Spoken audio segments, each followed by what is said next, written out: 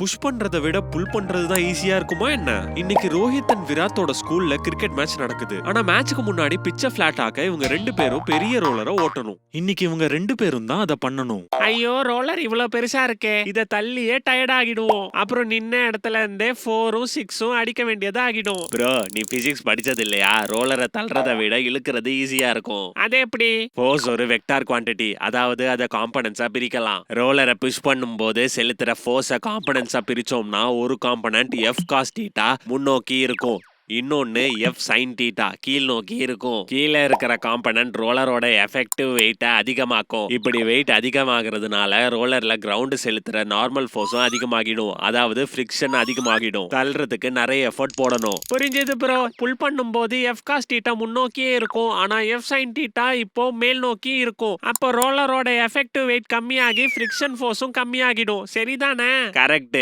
அதனால அதை புல் பண்றதுக்கு கொஞ்சம் எஃபர்ட் போட்டாலே போதும். எப்படியோ பிசிக்ஸ் காப்பாத்திருச்சு, கொஞ்சம் எஃபர்ட் போடுவோம். ரெண்டு பேரும் ரோலரை தள்ளுறதுக்கு பதிலா இழுக்க ஆரம்பிக்கிறாங்க. ஆனா அவங்க இன்னும் அதே எஃபர்ட் போட வேண்டியதா இருக்கு. எனக்கு தெரியும், உன் பிசிக்ஸ்லாம் இங்க ஒர்க் அவுட் ஆகாது. பிசிக்ஸ் எப்போ ஒர்க் அவுட் ஆகும், ஆனா இங்க சிச்சுவேஷன் வேற. ரோலர் இங்க ஸ்லைட் ஆகல, ரோல் ஆகுது.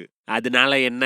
ஒரு ஆப்ஜெக்ட் ஸ்லைட் ஆகும்போது அதுல ஒரு கைனடிக் ஃப்ரிக்ஷன் ஃபோர்ஸ் ஆக்ட் ஆகும். அது நார்மல் ஃபோர்ஸையும் கான்டாக்ட் சர்ஃபேசஸையும் டிபெண்ட் பண்ணி இருக்கும். ஆனா ரோல் ஆகும்போது சர்ஃபேசஸ் ஒன்னு பொறுத்து நகராது.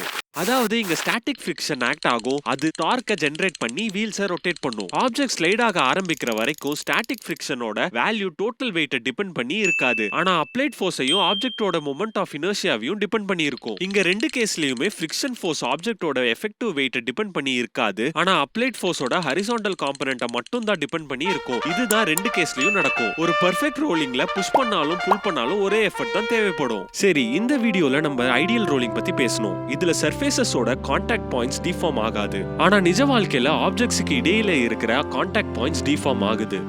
இப்படி டிஃபார்ம் ஆகுறதுனால ரோலிங் ஃப்ரிக்ஷன் உருவாகுது.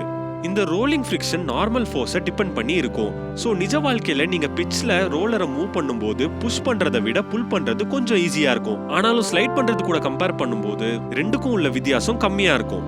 ஆனா நம்ம ஐடியல் ரோலிங் பத்தி பேசணும்னா புஷ் பண்றதை விட புல் பண்றது ரொம்ப ஸ்டேபிளா இருக்கும். அது ஏன்னு உங்களால சொல்ல முடியுமா?